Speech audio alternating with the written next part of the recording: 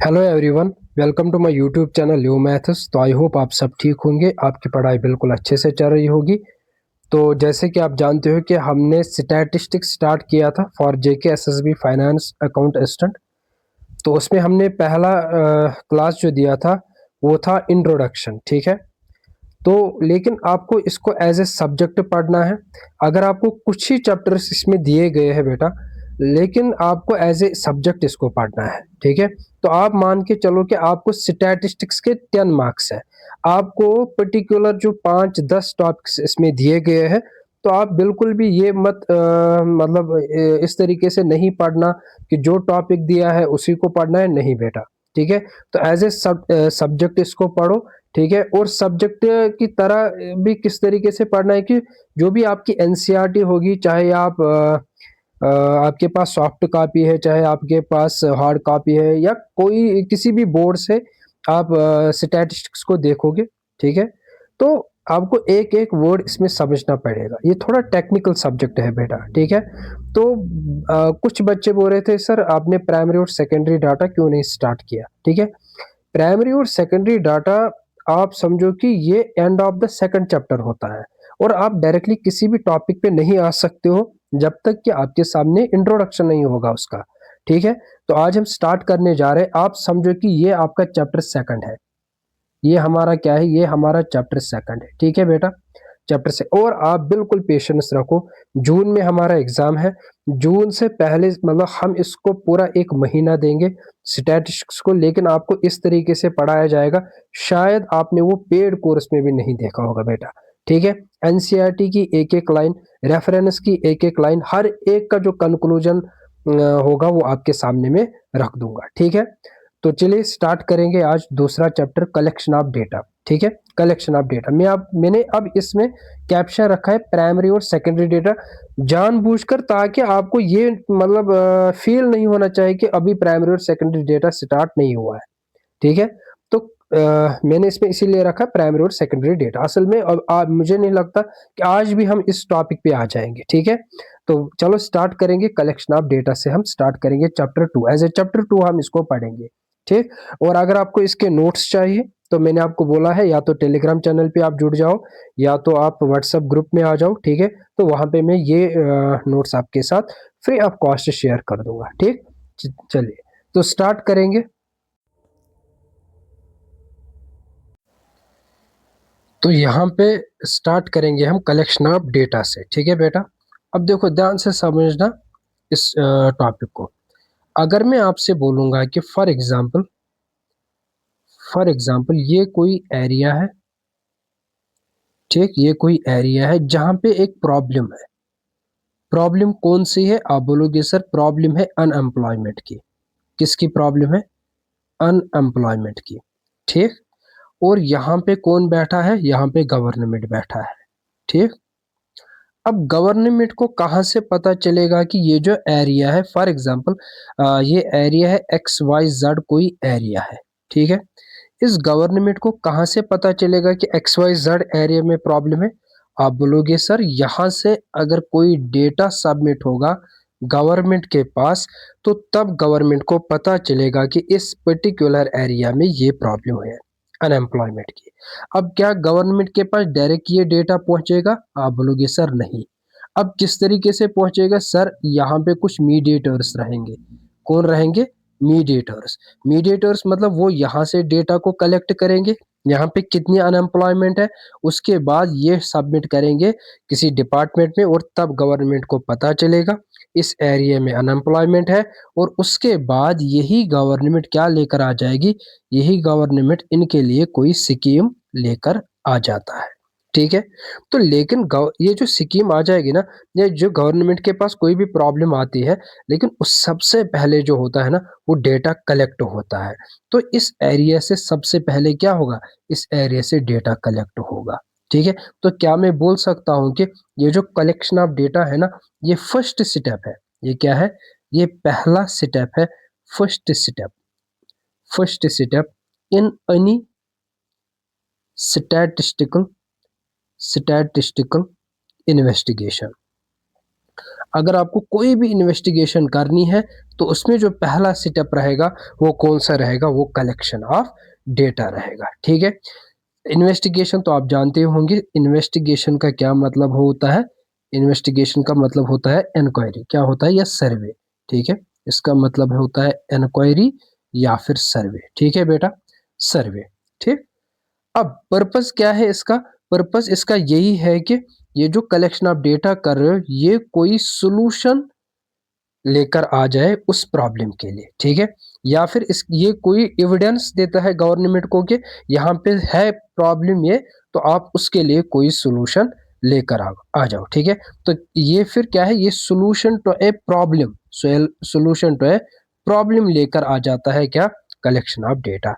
ठीक है बेटा, तो डेटा फिर अब देखो, इनके पास डेटा आया, गवर्नमेंट के पास डेटा आया। ठीक है, तो डेटा का काम क्या है फिर, अगर गवर्नमेंट के पास डेटा आया, देखो ध्यान से समझना, एक एक टर्म को अच्छे से समझना। तो ये जो डेटा है ना बेटा, ये क्या है फिर, ये टूल है ना, डेटा क्या है, ये टूल है जिसकी वजह से यहाँ की प्रॉब्लम सिंप्लीफाई हो गई। फॉर एग्जाम्पल, आपके घर में अगर कोई भी वॉशिंग मशीन खराब होती है, फिर आप किसको बुलाते हो, मैकेनिक को, उसको डेटा यहाँ से देते हो कि वॉशिंग मशीन में ये प्रॉब्लम है। उस मैकेनिक के पास कुछ टूल्स होते हैं, इक्विपमेंट्स होते हैं, है ना, जिनकी वजह से वो उस वॉशिंग मशीन को ठीक कर देता है। तो इसी तरीके से अगर किसी भी एरिया में कोई भी प्रॉब्लम है तो उसके लिए डेटा जो कलेक्ट होता है गवर्नमेंट के पास, तो गवर्नमेंट के पास फिर वो एक टूल जैसा होता है। ठीक है, टूल जैसा होता है, वो उसको यूज कर लेता है, उसके बाद प्रॉब्लम के लिए सोल्यूशन लेकर आ जाता है। तो मैं बोलूंगा ये जो डेटा है ना, ये टूल है, ये क्या काम करेगा, which helps in understanding in understanding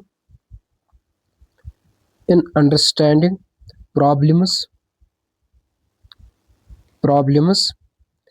by providing information. I hope कि ये टर्म आपको क्लियर हुई होगी कि डेटा का काम क्या है। ठीक है, अगर गवर्नमेंट के पास ये डेटा नहीं आता तो शायद इस प्रॉब्लम का सोल्यूशन नहीं मिल जाता। ठीक है बेटा, अब लेकिन इम्पॉर्टेंट क्या है इसमें, फॉर एग्जाम्पल मैं आपको एक चीज यहाँ पे दो तीन एग्जाम्पल्स दूंगा। फॉर एग्जाम्पल, अगर मुझे पहला प्रोजेक्ट, फॉर एग्जाम्पल ये क्लास है, क्लास 11th है, फॉर एग्जाम्पल ये क्लास 11th है और मैं इस क्लास 11th का टीचर हूँ। ठीक है, मैं इस क्लास 11th का क्या हूँ, टीचर हूँ। और मुझसे पूछा गया है कि आप जाओ इस क्लास में और डेटा कलेक्ट करके आ जाओ कि मार्क्स ऑफ स्टूडेंट्स। मुझसे क्या पूछा गया है कि आप देखो क्लास 11th में जो बच्चे बैठे हैं उनके कितने मार्क्स है।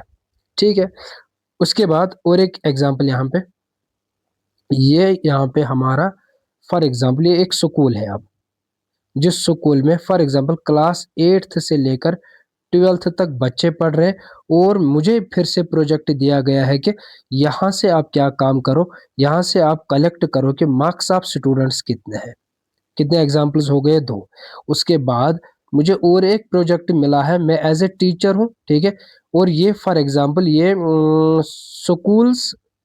स्कूल्स ऑफ ए टाउन, ये टाउन के स्कूल है। ठीक है, जिसमें अब स्कूल 1 है, स्कूल 2 है, कितने सारे स्कूल्स होते हैं टाउन में, ये तो आप जानते हो फिर से। लेकिन मुझे यही प्रोजेक्ट दिया गया है कि आप क्या काम करो, आप डेटा को कलेक्ट करके आ जाओ, मार्क्स ऑफ स्टूडेंट्स। ठीक है बेटा, अब ध्यान से समझो आप मेरी एक बात, प्रोजेक्ट किसको मिला, मुझे मिला है और मुझे इन्वेस्टिगेशन करनी है इस क्लास 11th में किसके कितने मार्क्स है।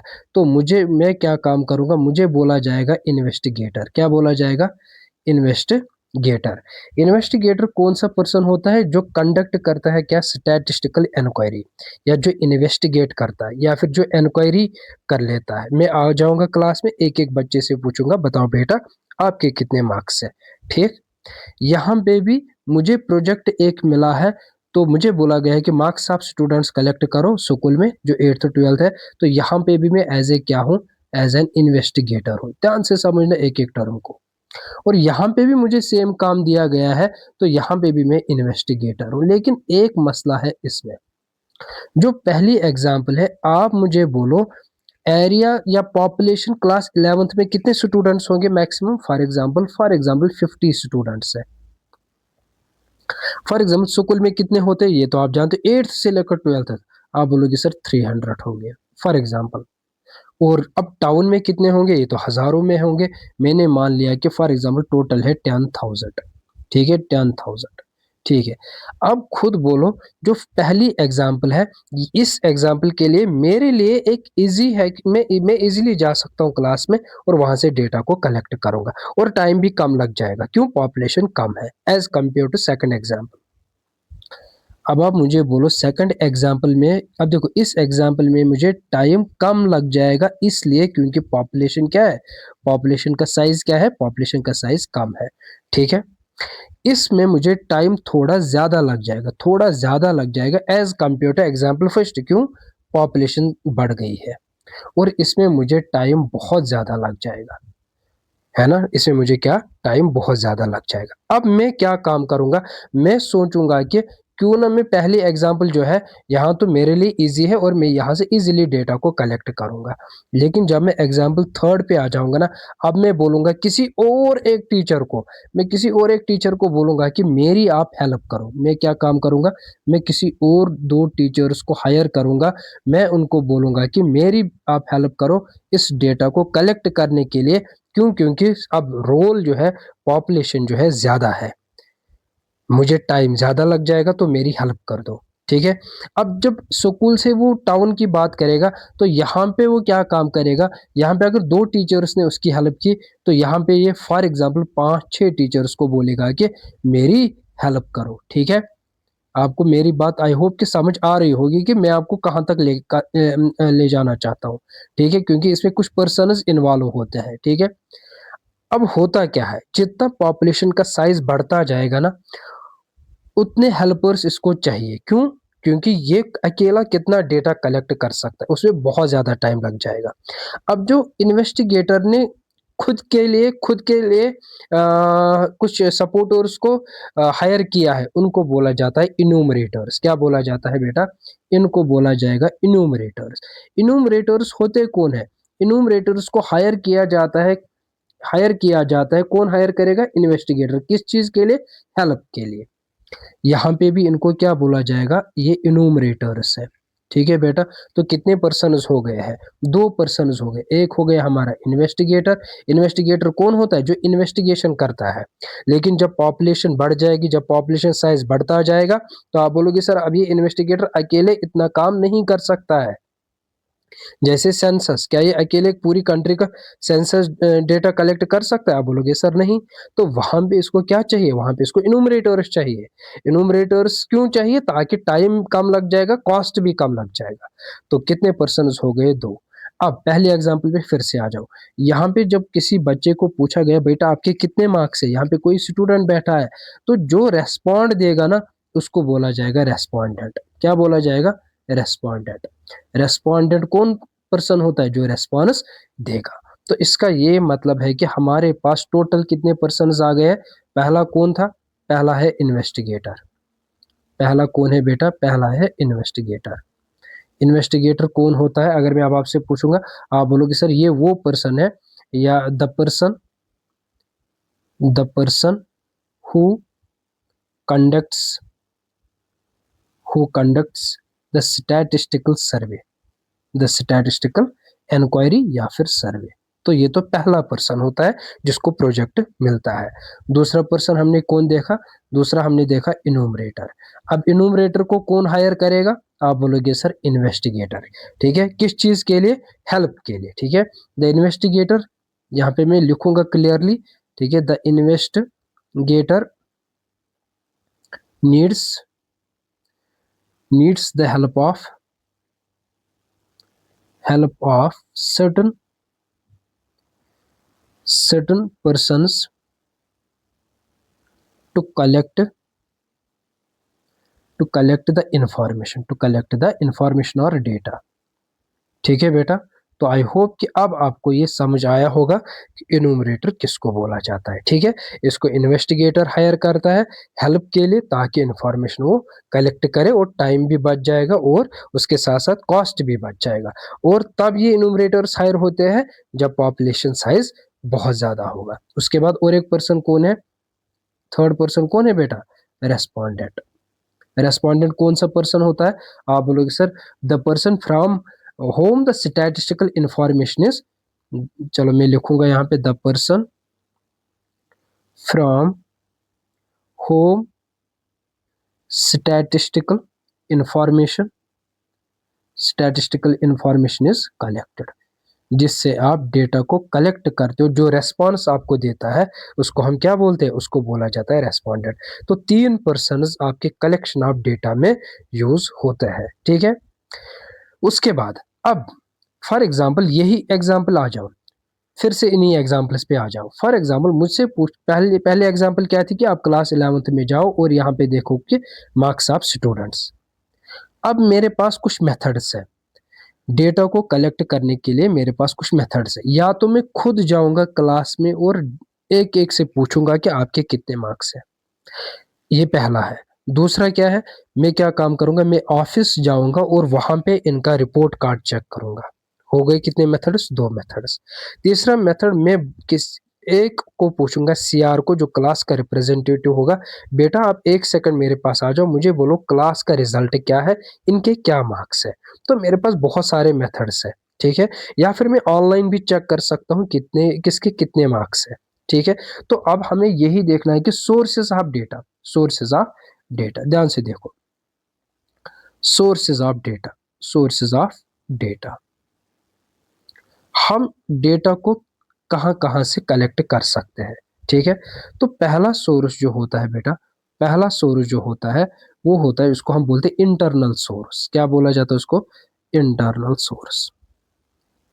उसके बाद जो दूसरा सोर्स होता है उसको हम बोलते हैं एक्सटर्नल सोर्स। क्या बोला जाता है उसको, एक्सटर्नल सोर्स, एक्सटर्नल सोर्स। ये पहला सोर्स है, ये दूसरा सोर्स है। ठीक है, अब इंटरनल सोर्स क्या होता है, अब देखो इंटरनल सोर्स होता है कि अगर मैं गया और ऑफिस में ही देख लिया इनका रिपोर्ट कार्ड, ठीक है, ऑफिस में ही मैंने क्या देखा, इनके मार्क्स कितने, तो ये होता है इंटरनल सोर्स। एक्सटर्नल सोर्स क्या होता है, अगर मैं बाहर गया, किसी किसी और पर्सन से मैंने पूछा इनके बारे में बताओ, इनके कितने मार्क्स है, ये पढ़ाई में कैसे है, इनका बिहेवियर क्या है।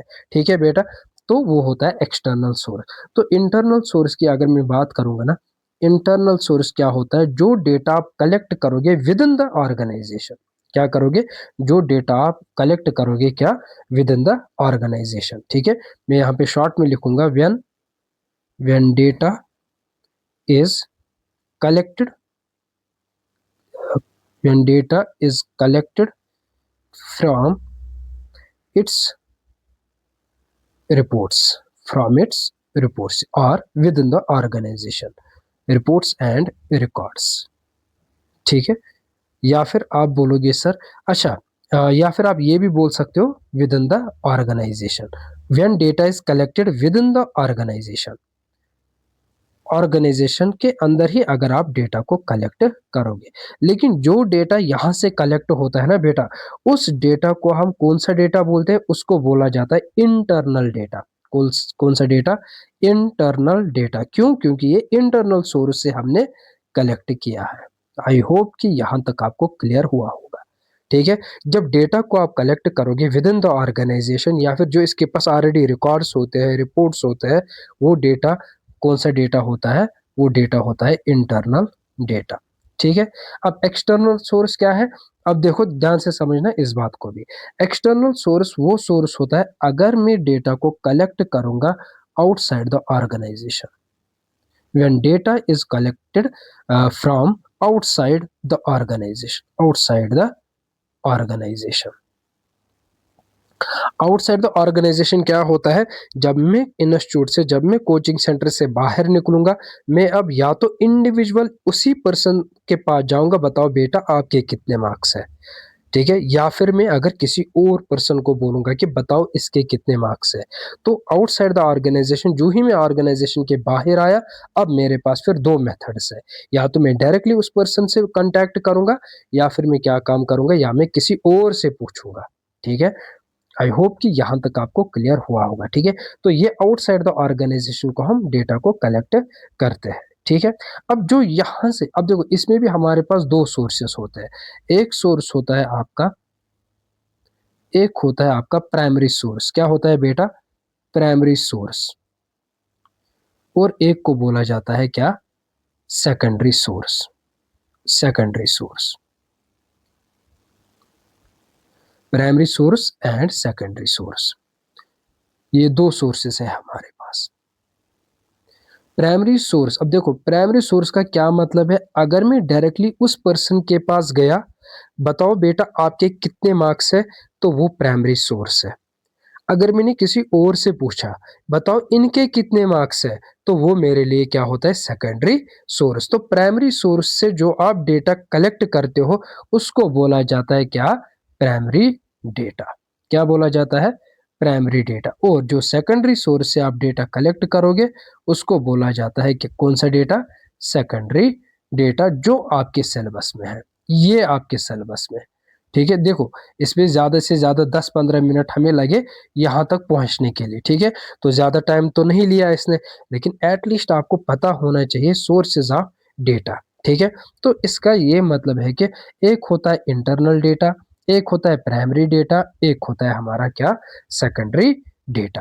ठीक है, अब प्राइमरी डेटा, सेकेंडरी डेटा को कलेक्ट करने के लिए भी हमारे पास बहुत सारे मेथड्स हैं। ठीक है, जैसे ध्यान से समझो इस बात को।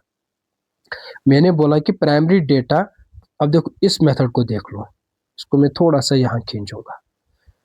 पहला, मैं गया डायरेक्टली उस पर्सन से पूछा, बताओ बेटा आपके कितने मार्क्स है, तो इसको बोला जाता है direct direct personal direct personal interview method. Interview method, मैं डायरेक्ट गया इसके पास और इससे पूछा कि बताओ बेटा आपके कितने मार्क्स है, ये इसको बोला जाता है। एक एक मेथड हमें पढ़ना है इसमें। उसके बाद दूसरा मेथड क्या है?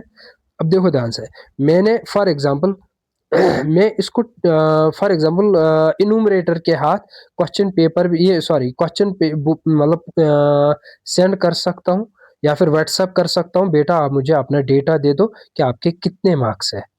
मैं यहाँ पे फेस टू फेस कांटेक्ट नहीं कर रहा हूँ, मैं फॉर एग्जांपल इसको ईमेल कर रहा हूँ, या मैं किसी और को इसके पास भेज रहा हूँ। ठीक है, या मैं इसको टेलीफोन कर रहा हूँ।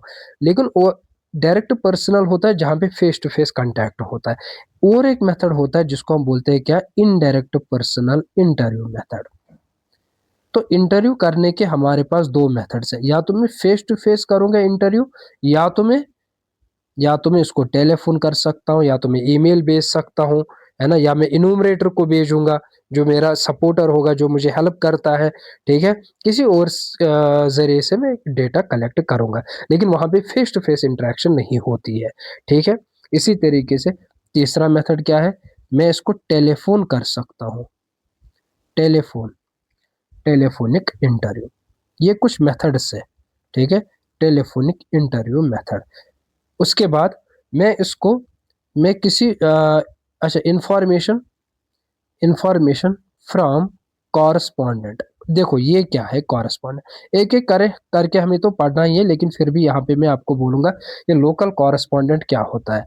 कॉरस्पॉन्डेंट वो पर्सन होता है जो इस पर्सन को, जहाँ जिससे डेटा कलेक्ट करना होता है, कॉरस्पॉन्डेंट उस पर्सन रेस्पोंडेंट को ऑब्जर्व करता है, उसको उसकी हरकतें देखता है। ठीक है, उसको कुछ टाइम के लिए ऑब्जर्व करता है, उसके बाद डेटा कलेक्ट कर, जैसे न्यूज चैनल्स होते हैं ना, वो क्या काम करते हैं? देखो लोकल कॉरस्पॉन्डेंट असली वही होते हैं, न्यूज रिपोर्टर्स। शाम शाम के टाइम पे हमें 1 घंटे में हर एक स्टेट की न्यूज मिलती है। वो कैसे पॉसिबल? कैसे?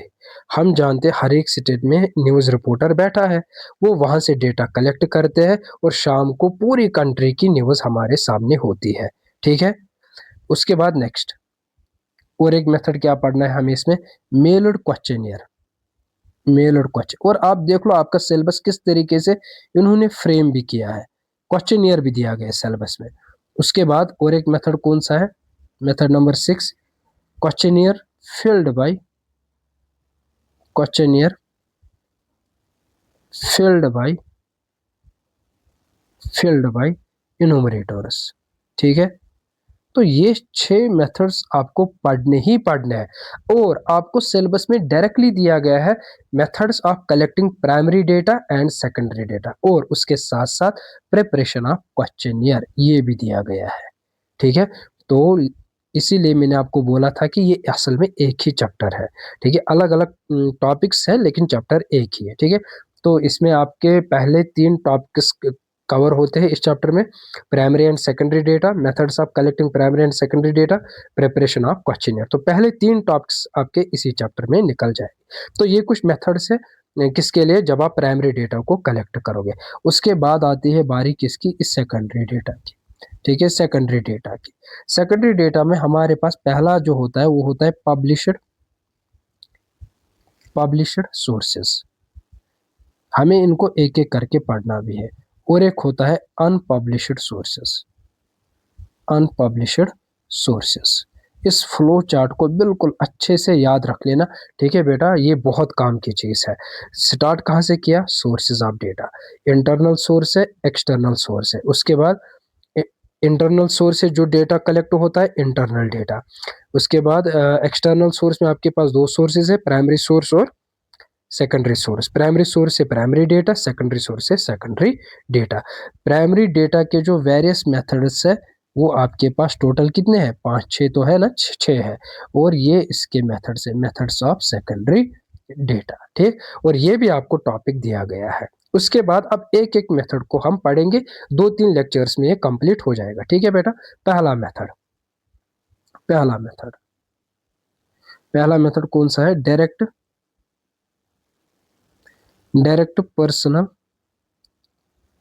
Personal interview method. Direct personal interview method. अब देखो ध्यान से, डायरेक्ट पर्सनल इंटरव्यू मेथड कौन सा मेथड होता है, जहां पे इन्वेस्टिगेटर क्या काम करेगा, वो डायरेक्टली कांटेक्ट करेगा किसके साथ, डायरेक्टली कॉन्टैक्ट्स विद किसके साथ, रेस्पोंडेंट के साथ।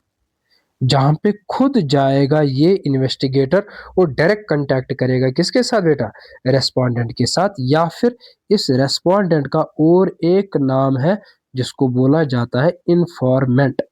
क्या बोला जाता है, इन्फॉर्मेंट वो पर्सन होता है जो इन्फॉर्मेशन देता है, रेस्पोंडेंट वो पर्सन होता है जो इन्फॉर्मेशन देता है, जो रेस्पॉन्स देता है। अब ये मेथड कहाँ पे सूटेबल है, अब देखो इन्वेस्टिगेटर कहाँ पे खुद ही डायरेक्टली कांटेक्ट करेगा, जहाँ पे पॉपुलेशन क्या होगी, छोटी होगी, है ना, एरिया क्या होगा, छोटा सा एरिया होगा, वहां पे इसके लिए पॉसिबल रहेगा, है ना। तो अगर मैं आपको बोलूंगा कि मुझे बताओ ये मेथड कहाँ पे सूटेबल होगा, आप बोलोगे सर जहां पे फील्ड ऑफ इन्वेस्टिगेशन या फिर जहां पे एरिया क्या होगा, स्मॉल होगा, है ना, जहां पे आपको कुछ प्राइवेसी में बात करनी होगी, जहां पे आप इन्यूमरेटर को हायर नहीं कर सकते हो, है ना। कुछ बातें ऐसी होती है जो हमें खुद कलेक्ट करनी होती है, वो किसी दूसरे पर्सन को पता नहीं चलना चाहिए। तो यहाँ पे हम लिखेंगे जहां पे सेक्रेट या प्राइवेसी की बात आती है। ठीक है, secret is to be kept, ये इंपॉर्टेंट है, एक एक पॉइंट आपसे पूछा जाता है स्टेटमेंट्स में।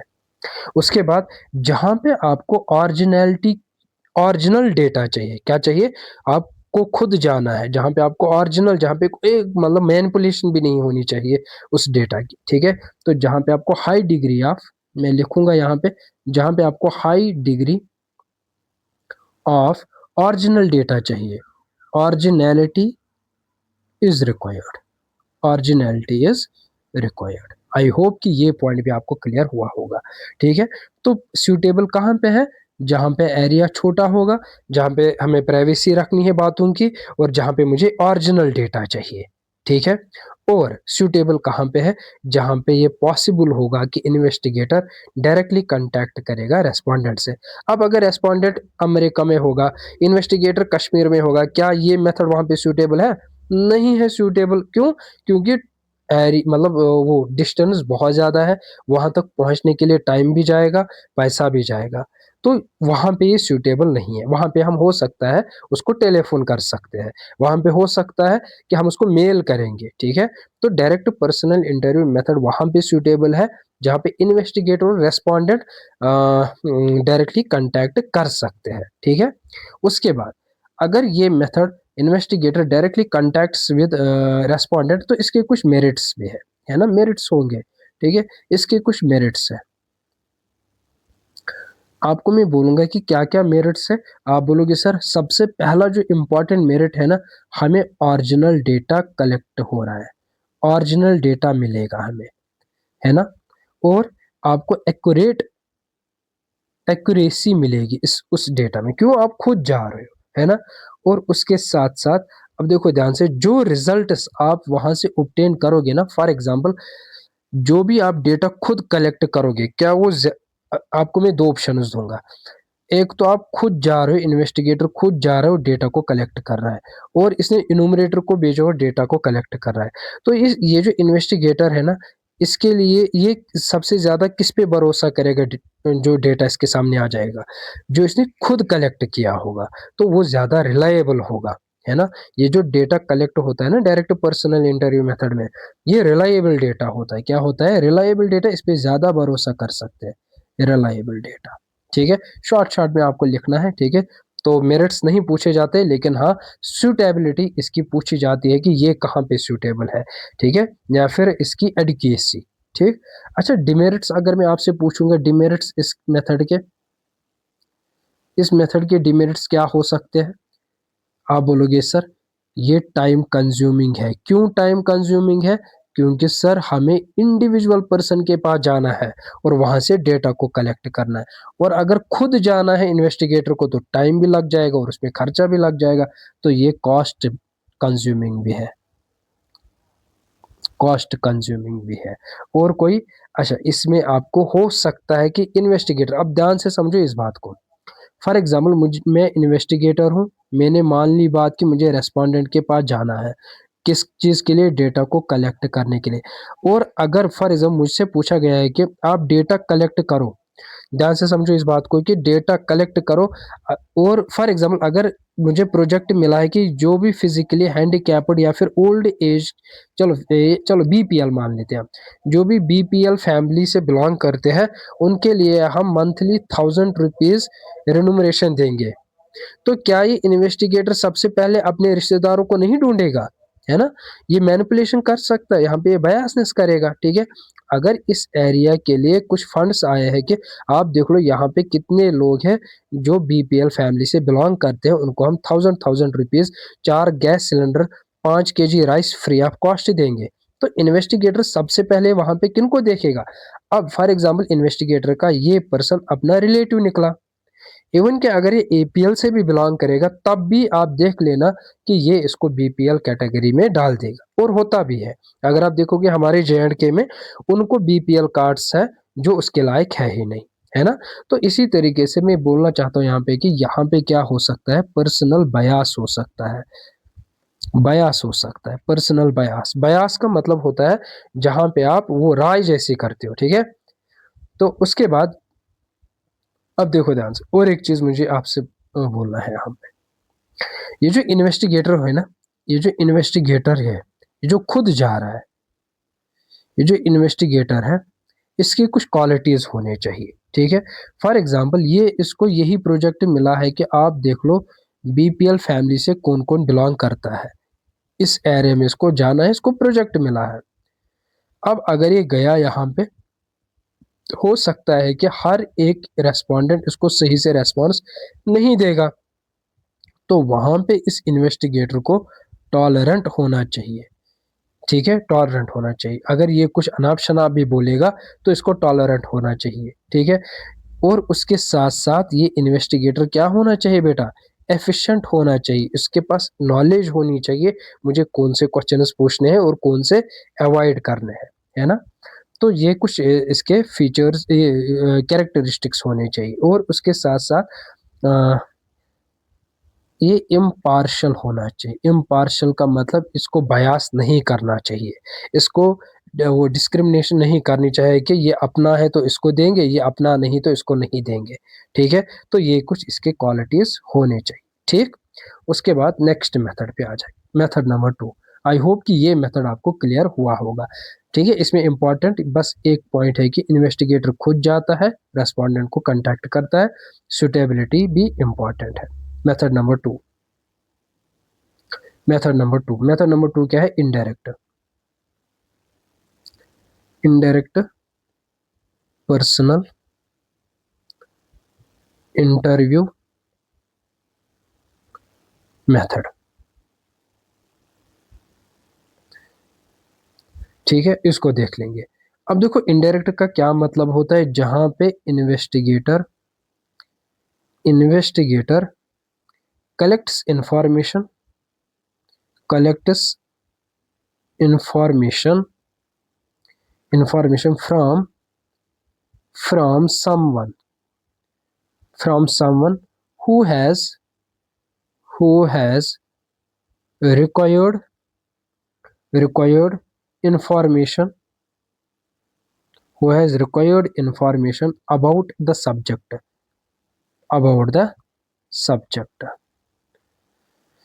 चलो इसको समझने की कोशिश करेंगे। ठीक है, इसको समझने की कोशिश करेंगे।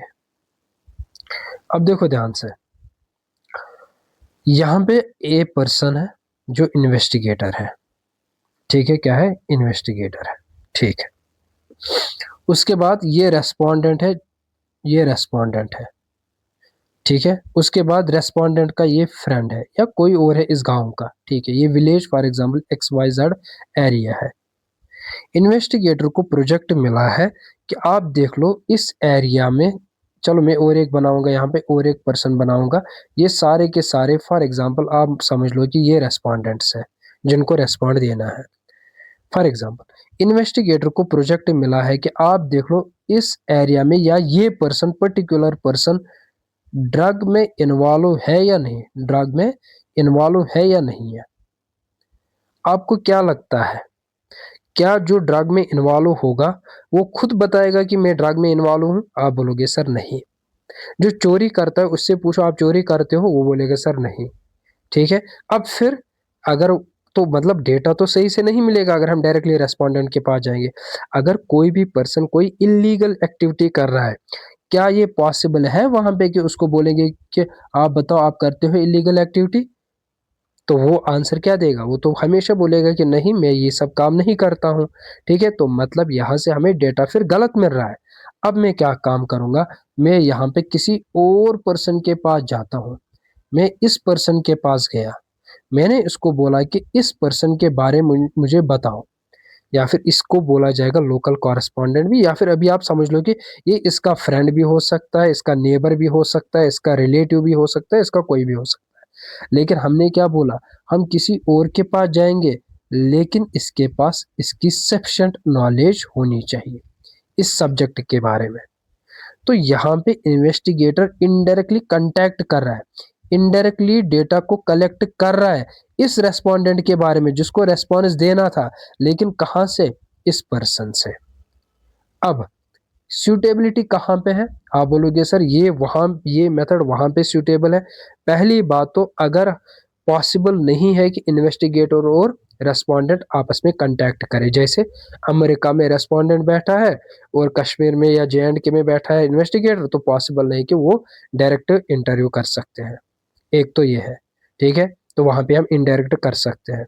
और एक बात, जहाँ पे हमें कोई जहाँ पे हमें फॉर एग्जांपल अगर मुझे कोई प्राइवेट इंफॉर्मेशन कलेक्ट करनी है, तो वहाँ पे फिर हम इनडायरेक्ट पर्सनल मेथड यूज़ करते हैं, क्योंकि प्राइवेट इंफॉर्मेशन का ये मतलब है कि इस पर्सन के बारे में अगर मुझे जानकारी चाहिए कि क्या ये इलीगल एक्टिविटी करता है, तो आप बोलोगे सर ये खुद कहाँ बताएगा कि मैं इलीगल एक्टिविटी कर रहा हूँ, इसीलिए मुझे किसी और के पास जाना पड़ता है। जैसे क्लास में कोई शोर करता है या क्लास में कोई इलीगल एक्टिविटी करता है, मैं फिर किसी और से पूछता हूँ कि आप इस पे नज़र रखो, फिर मुझे बताना है कि ये ऐसा काम करता है कि नहीं। तो मैं किसी और से पूछता हूँ कि मुझे बताओ इसके बारे में। ठीक है बेटा। तो सुटेबिलिटी इसकी कहाँ पे है, ये कहाँ पे सूटेबल है, सुटेबिलिटी को आप अच्छे से देख लेना, ठीक है, ये इंपॉर्टेंट है। पहला आप बोलोगे सर जहां पे एरिया ऑफ जहां पे area of investigation is large, जहां पे इन्वेस्टिगेटर नहीं पहुंच पाएगा क्योंकि एरिया बहुत ज़्यादा है। उसके बाद इंपॉर्टेंट क्या है, इंफॉर्मेंट जिसको इंफॉर्मेशन देनी थी, इंफॉर्मेंट कांट बी कंटेक्टेड डायरेक्टली, ये भी मैंने आपको एक्सप्लेन किया, ठीक है। उसके बाद थर्ड इसमें इंपॉर्टेंट है, ठीक है, थर्ड इसमें इंपॉर्टेंट है in case of private information, जहां पे आपको प्राइवेट इंफॉर्मेशन चाहिए वहां पे आप इस डेटा को, इस मेथड को यूज करते हो, ठीक है बेटा। तो आई होप कि यहाँ तक आपको क्लियर हुआ होगा। तो इसके मेरिट्स क्या है, ये मेरिट्स डिमेरिट्स उतने इंपॉर्टेंट नहीं है, फिर भी हम करके रखेंगे। मेरिट्स क्या है, आप बोलोगे सर इसके जो मेरिट्स है, वाइड एरिया कवरेज है ना, वाइड एरिया कवर होता है, बिल्कुल सही है। उसके बाद दूसरा क्या मेरिट हो सकता है, अच्छा मुझे बोलो यहाँ पे बयास कौन कर सकता है।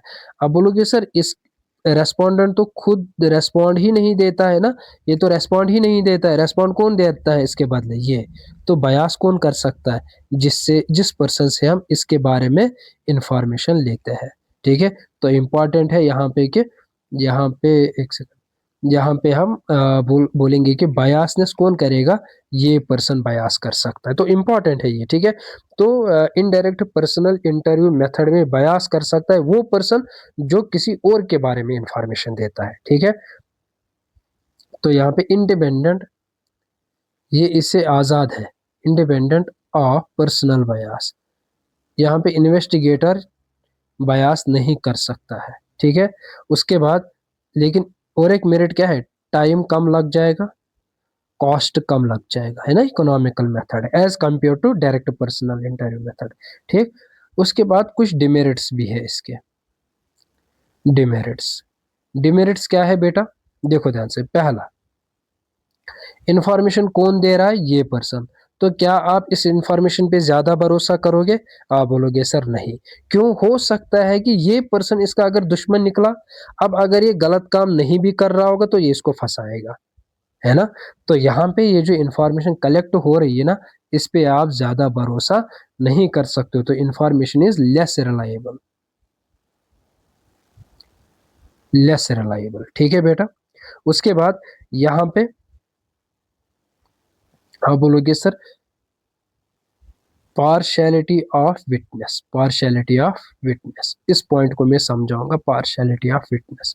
तीसरा पॉइंट आप बोलोगे sir lack of accuracy, lack of accuracy, lack of accuracy और lack of uniformity, lack of uniformity, uniformity. देखो ध्यान से, इन चार मेथड्स का क्या मतलब है, ये तो मैंने समझाया कि इंफॉर्मेशन इस पे हम ज़्यादा भरोसा नहीं कर सकते, लेकिन ये जो पर्सन है ना जिसको हम सामान बोलते हैं ना, इसको बोला जाता है विटनेस, क्यों, क्योंकि ये किसी और के बारे में कोई गवाही दे रहा है, तो यहाँ पे विटनेस की और क्या हो सकता है, बयास हो सकता है, ठीक है, बात आ गई समझ, ठीक है। और ये जो विटनेस है ना, ध्यान से समझो, हो सकता है कि ये हमें रॉन्ग इंफॉर्मेशन भी दे, इसीलिए हमें इस पे ज़्यादा भरोसा नहीं है। अगर इसने रॉन्ग इन्फॉर्मेशन दी तो एक्यूरेट रिजल्ट्स कहाँ से मिलेंगे और यूनिफॉर्मिटी कहाँ रहेगी, ठीक है। चलो नेक्स्ट मेथड पे आ जाएंगे। अच्छा इसमें हम एक नोट लिखेंगे, एक नोट में आपको इसमें लिख पाऊंगा, एक नोट हम लिखेंगे इसमें, only those witness should be selected, selected who possess, who possess sufficient knowledge, who possess sufficient knowledge about proposed investigation, about proposed investigation, ठीक है बेटा। उनको हमें विटनेस को सिलेक्ट करना चाहिए जिनको सफिशिएंट नॉलेज होगी इस सब्जेक्ट के बारे में, ठीक है। उसके बाद नेक्स्ट मेथड, थर्ड मेथड हमारा कौन सा है? Telephonic method. टेलीफोनिक मेथड,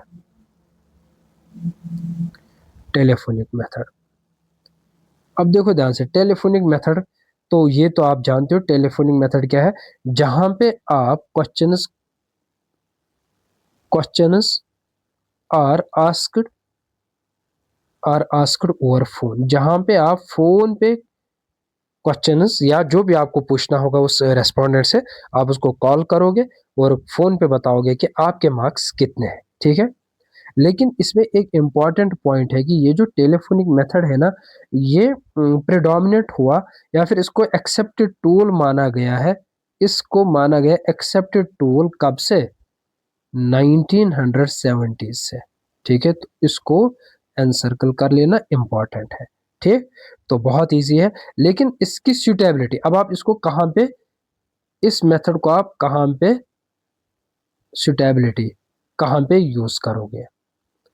तो जहां पे एरिया छोटा होगा वहां पे आप खुद जाते हो, खुद डेटा को कलेक्ट करते हो। जहां पे एरिया बड़ा होगा, जहां पे आपको कुछ प्राइवेट इंफॉर्मेशन कलेक्ट करनी होती, वहां पे आप विटनेस देखते हो, ठीक है। इसको बोला जाता है विटनेस, ठीक है, समवन को। जहां, अब देखो ध्यान से, टेलीफोनिक मेथड कहाँ पे सूटेबल है? जहां पे ना तो पर्सनल इंटरव्यू पॉसिबल है, ना तो इनडायरेक्ट पर्सनल इंटरव्यू पॉसिबल है, ठीक है। या फिर जहां पे आप बोलोगे कि सर फॉर एग्जांपल अगर बहुत दूर है वो हमसे, ठीक है, यूएसए में बैठा है पर्सन, वहां जाना पॉसिबल नहीं है, तो हम टेलीफोन उसको करेंगे, ठीक है। तो इसमें हम लिखेंगे, या फिर जहां respondent, why respondent is reluctant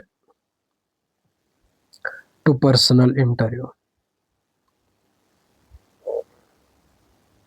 वो नहीं चाहता है मेरा पर्सनल इंटरव्यू हो जाए, मुझे जो भी क्वेश्चंस पूछे जाएंगे वो फोन पे, हो सकता है उसके पास टाइम नहीं, हो सकता है वो आउट ऑफ स्टेशन है, ठीक है, बहुत सारे रीजंस हो सकते हैं। तो इसके मेरिट्स क्या क्या है? इसके मेरिट्स क्या क्या है? आप बोलोगे सर पहला मेरिट है यही कि टाइम कम लगेगा, इसमें कॉस्ट भी कम लगेगा, 1-2 सेकंड में आप डेटा को कलेक्ट करोगे। वो जो इससे पहले मेथड्स पढ़े थे, वहां पे पहले जाना है उसके पास, वहां से डेटा को कलेक्ट करना है, ठीक है। और उसके साथ साथ इसमें इंपॉर्टेंट क्या है? Wide coverage as compare to जो आपने प्रीवियस मेथड्स पढ़े हैं। और अगर मैं आपसे पूछूंगा डिमेरिट्स, डिमेरिट्स इसके क्या है? अब देखो ध्यान से, डिमेरिट्स क्या है इसके, कि आप बोलोगे सर हमने उसको फोन किया, हो सकता है वो फोन ही ना रिसीव करे। डिमेरिट्स क्या है? उस रेस्पोंडेंट के पास जरूरी और जरूरी फोन होना चाहिए, तभी हमें डेटा मिलेगा।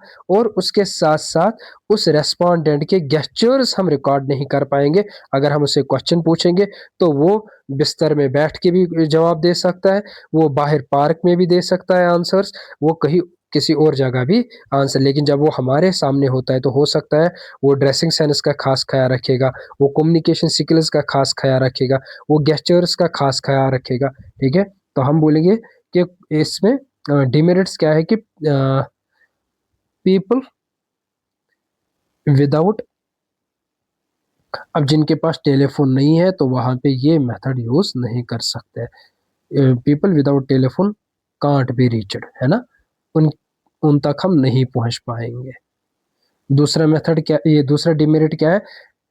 हम gestures of respondent, gestures of respondent respondent can not be recorded, can not be recorded.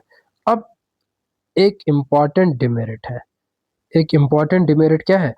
Question जो आपके होने चाहिए ना, question should be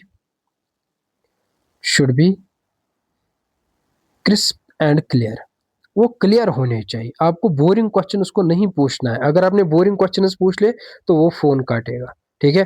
for example मुझे स्टूडेंट को फोन पे बताना है कि बेटा आपके कितने मार्क्स है, अब मैंने उसको कॉल किया, ठीक है, मैंने उसको पूछ लिया कि अच्छा बताओ a + b का होल स्क्वायर, वो तो कॉल ही कट करेगा ना, ठीक है। पूछेगा कि सर को क्या हुआ है, इसको तो मार्क्स पूछने थे, ये तो वहां से क्वेश्चन कुछ और ही पूछ रहा है। मैं उसको बताऊंगी कि बेटा बताओ कल कहाँ गए थे, आज कहाँ पे हो, तो वो बोर हो जाएगा, या फिर हो सकता है कि वो सही से जवाब नहीं देगा और कॉल ही कट करेगा। तो जो मेरा क्वेश्चन होगा, जो मेरा प्रोजेक्ट होगा, मुझे उसी का खास ख्याल रखना है, उसी के लिमिट्स में उसके क्वेश्चंस भी पूछने हैं, ठीक है। तो आई होप कि ये 3 मेथड्स जो आज हमने पढ़े हैं ये आपको समझ आए होंगे, ठीक है बेटा। तो आज हमने क्या क्या पढ़ा, direct personal interview method, indirect personal interview method, telephonic interview method. उसके बाद नेक्स्ट लेक्चर जो आ जाएगा उसमें हम ये 3 मेथड्स पढ़ेंगे। उसके बाद हम पढ़ेंगे पब्लिश्ड और अनपब्लिश्ड। उसके बाद हमारा टॉपिक रहेगा डिफरेंस बिटवीन प्राइमरी डेटा क्या होता है, सेकेंडरी डेटा क्या होता है, ठीक है बेटा। तो आई होप कि आपको ये सेशन बहुत अच्छा लगा होगा।